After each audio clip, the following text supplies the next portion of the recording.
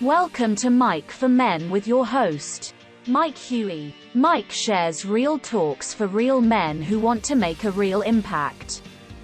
In today's episode, Mike answers the question, why don't I have enough money? He also gives you helpful tips on what you can do about it. And now, your host, Mike Huey.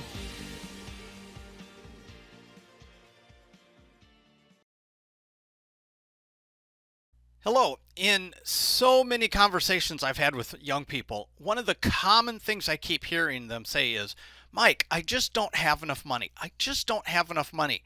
And I look at them and some of them are making good money. Some of them aren't making money. Some of this, it seems like a common problem. So I thought, let's put an episode together where we can at least address some of the issues as to why people don't have enough money. Now, during the time of this recording, we're hopefully on the tail end of the COVID pandemic, but I know millions of people have lost their jobs. I waited through college and master's degree, and that would have been completely wiped out if COVID had happened during that time, because so many wait staff and people have been unemployed. Plants are shutting down and different things. So I totally get not having work. And so this video isn't necessarily meant for those who don't have a job right now. There will be a time you do have a job. The COVID is over or things like that. So if you have a job and you're still complaining about not having money, this video is really for you. If you're like, I'm about to get a job and COVID's going to be over, I want to encourage you, listen and take notes on this talk before you have a job so that you can get things started right, because there's common trends. Having enough money is not an age issue. It's not a sex issue. It's not a race issue. There are old people who don't have money and old people that do. There's young people that have money. There's young people that do. There's white and black and Asian and Hispanic people that don't have money. And there's white, black, Hispanic, and Asian people that do have money. There's men that have money. There's women that have money. So I want to encourage you, this is some key principles. When money's invested, it doesn't care who did it. It's actually the money going into that investment. If you and I bought stock in General Mills, and that stock doesn't say, I'm only going to grow for Mike, but I'm not going to grow for this person out here that's listening to him.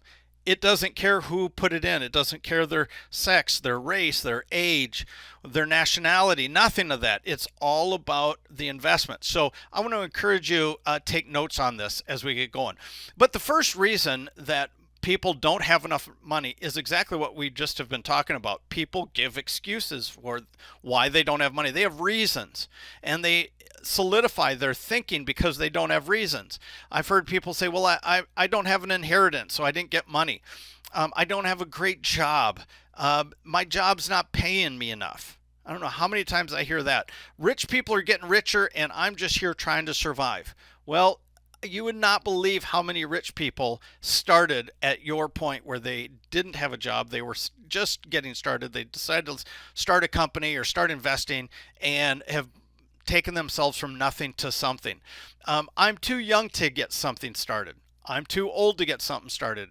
In fact, I've heard people say, well, once I get married and I have kids, then I'm going to start. Then they get married, they have kids, and they say, well, maybe when my kids are teenagers. Right now, this is kind of a high time of work with the kids. So they would say, well, after my kids are teenagers. Well, then when they're teenagers, they say, well, my wife is spending the money, or I can't deny my teenagers these opportunities. So they spend all the money on teenagers. Say, I'll get started when I'm an empty nester. Then when they're an empty nester, they say, man, life is passing me by. It's too late for me. I'm too old to be able to do that. So I want to encourage you. People have excuses. I'm not smart. I'm not handsome. I'm not this. I'm not that. There's always a reason, and yet money doesn't care. Money doesn't care. We're going to see that in a second. There's a difference between having excuses and taking responsibility. In fact, responsibility means the ability to respond. That's what it means. So if you don't have enough money, some people have excuses, which means they'll always be at a point where they don't have money. People that don't have money who have responsibility, they see it, they respond, and they take actions. Responsibility means the ability to respond. The thing that we're going to be hearing over and over through the rest of this talk is the ability to be accountable. The ability to be accountable. What's that mean? That means the ability to count. Money is all about ratios. It's all about numbers, the ability to count. When I ask people, hey, how much money did you spend on entertainment last year? I don't know. What's your balance sheet at? I don't know. So money really is all about ratios. And so the first one I want to look at is the ratio of your work ethic. What's your work ethic? So, for instance, let me give you an example. In Genesis chapter 2, it talks about how God created the world, and he did it in 6 days, and he rested one so that he could give an example to us. 6 to 1. 6 to 1. My question to you is, since we're talking about accountability, the ability to count, ratios, what is your ratio of work? Is it 6 to 1? Is it 5 to 2? 4 to 3? Or is it 7 and you're not resting at all? I want to encourage you to adopt that ratio of 6 to 1. We're going to be talking about other ratios as this goes on. Work 6 days, rest 1. Now you might say, well, Mike, my employer doesn't let me work 6 days. We work 5 days, and they don't want to pay overtime. That's no problem. It means that you can work 5 days and you've got another day to work and create your own enterprise. Whether it's a online business, or you're investing in some kind of stock markets, or you're doing real estate or trading, or you're doing something, you're working 6 days, resting 1. But a lot of times I notice with young people, they work 4.5 days, and they rest 2 to 2.5 days is a common thing I see. And so because of that, if that's your work ratio, it's going to get messed up, and you're going to pay that price a little bit later. The other thing I want to encourage you about, and this is like really balls to the wall, tough, go hard. 2 passages, Ecclesiastes 11:6 says, sow your seed in the morning and do not be idle in the evening. For you do not know whether the one or the other will succeed, or whether both alike will be good. They're talking about working in the morning, working in the evening. 1 Thessalonians 2:9 says Paul worked night and day as an example for the people in Thessalonica. So people have worked longer hours than just 5, 6, 7, 8, 9 hours a day. My work schedule is I usually start work around 7:30 or 8. I work, I take breaks, but yes, I work until whenever I'm done working, 5, 6 at night. Have a dinner, and then I work for another couple hours on something else. And so nothing's wrong with working 6 days, resting 1, and working days and nights so that when you rest, you really rest. Now, rest, we'll talk about that in some other topic, especially around social media and the ability to concentrate and stuff like that. But when you rest, man, you really need to rest. I don't check emails. I don't do anything. When I rest, I rest. But conversely, when I work, I work. So the first reason you don't have enough money is you're giving excuses to yourself. The second reason you may not have enough money is you got to look at your work ethic ratios. The third reason is you think it's all about how much money you make. That's the third reason you don't have enough money. You're going, I know exactly what you're thinking. Oh, but Mike, there's people that make 100,000 and I'm only making 45,000, or I'm only making 50,000, and I can't make it on 50,000. Of course, I need to figure out a way to make 100 or 200,000. I agree. You need to figure out how to make 6 figures. No question about that. However, that's not the key to wealth. I have seen people make 6 figures who have no money. I've seen people who are blue collars who over time, because they've invested and they've done stuff, their money gets them to the point where they don't have to work anymore. They become financially independent. So it's not about how much you make. Making more helps. No question about it. Making more helps. I've lived on 40,000 and I've lived on a lot of money, and I'm telling you, I know that making more money helps. But that's not what is about wealth. It's also not about how much you save. There's another passage that I'll talk about. It's out of the Bible again. It's in Matthew 25, and it's about the parable of the talents. Now, what the story is, there's this guy who has a lot of money. He's the master of the estate, and he takes three of his servants, and he says, hey, here's 10 talents, here's 5 talents, here's 1 talent, and I'm going to give that to you while I'm going off and conquering another kingdom. And when I researched how much is a talent had to do with a number of denarii, and each denarii was 1 day's wages of an average worker. So if I took the average day's worker in America and multiplied that out, basically each talent was around $1 million. So one person receives 1 million, one person receives 5 million, one person receives $10 million. So what happens is the master's off, he's conquering his kingdom. The one with 10 million goes out, invests it, creates it, and makes 10 more million. Another one makes 5 million into another 5 million. The one who has 1 million decided it's not about how much he makes, because he didn't make it, it was given to him, but he thinks it's about how much you save. So he just took his 1 million and he saved it. The master comes back, he says, hey, what happened? The $10 million guy says, hey, I took 10, here's 10 more. The guy says, awesome freaking job. I mean, that is fabulous. Here, you get to go govern some cities. Next one, you gave me 5 million, I gave you 5 more million back because I invested it and made wealth out of it. The master says, fabulous, great job. He goes on. So he turns to the one that has 1 million and says, what did you do with it? And the guy says, well, I know you're tough, so I decided to save your money for you.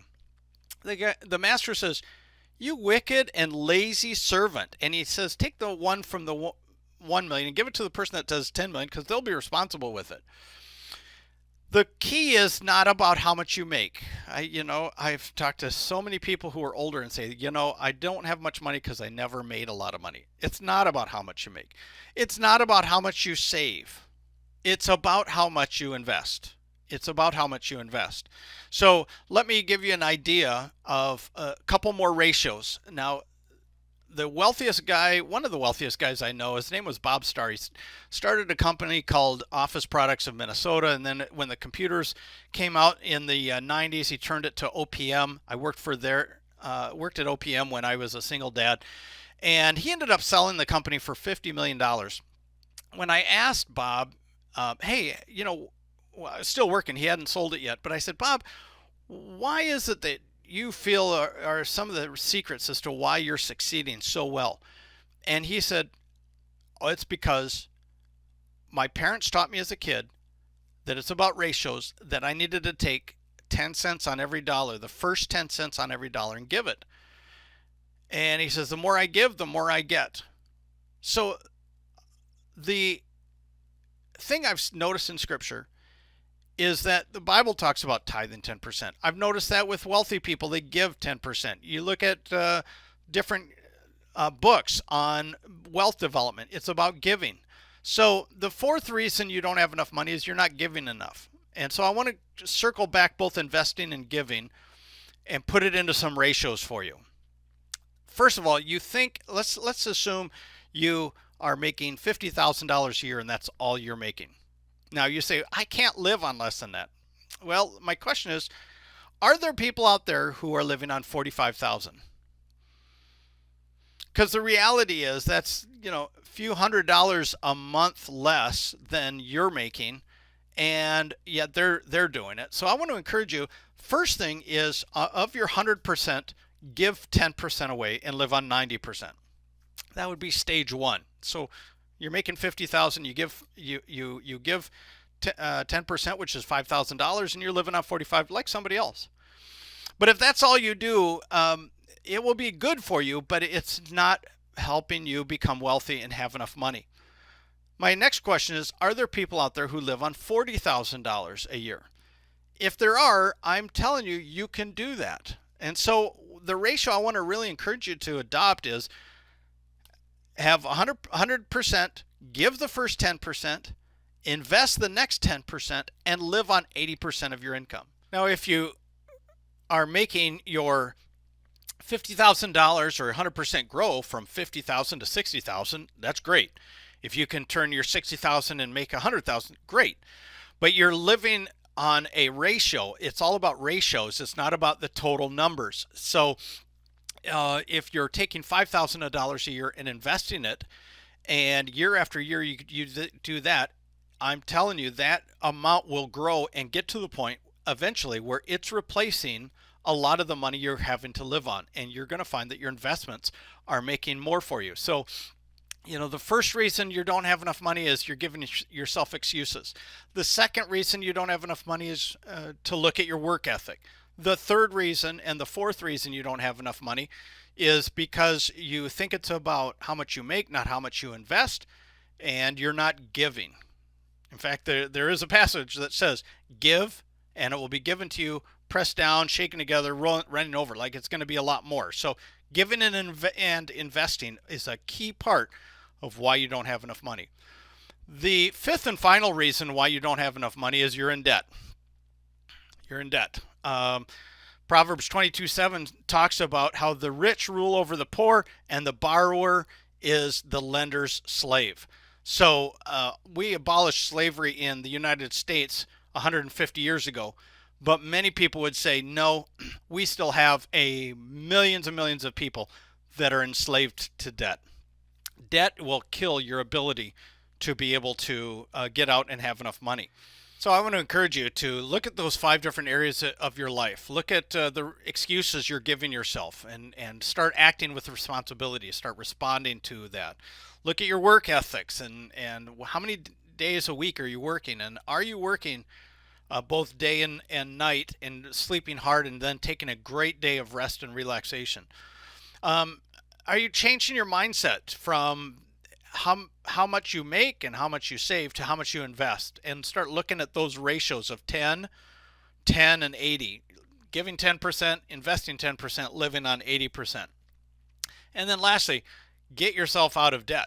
Get yourself out of debt. One of the best resources I can recommend for you is Financial Peace University by Dave Ramsey. It dramatically helped our life, and I'd encourage you to look that up. I'll put a link to it down below in the bucket for this video or this podcast. But it will help you say, hey, I got to put some money aside for emergencies so it doesn't keep me always out of money. Gets me out of, when the next step is getting out of debt. And he talks about the snowball of how it just grows and grows and grows. Start slow, but it grows and grows. Eventually you get out of debt, you start investing, you're paying your house off, things are going on, and you're getting to the point where the final stage of his system is really you're giving back to the world. You're giving back in legacy. And so with that stated too, I want to thank you for your time on this. You remember that the world needs you. It really does need you, especially in this time of pandemic when people are depressed, they're not sure of their value. I'm telling you, the world needs you. It needs your love, and it needs your legacy.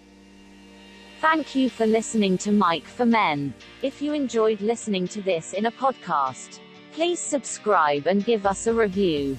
If you are watching this video, please subscribe and click the bell below so you will know when the next episode comes out. If there is a topic you would like Mike or his guests to address, please write them in the comments section below.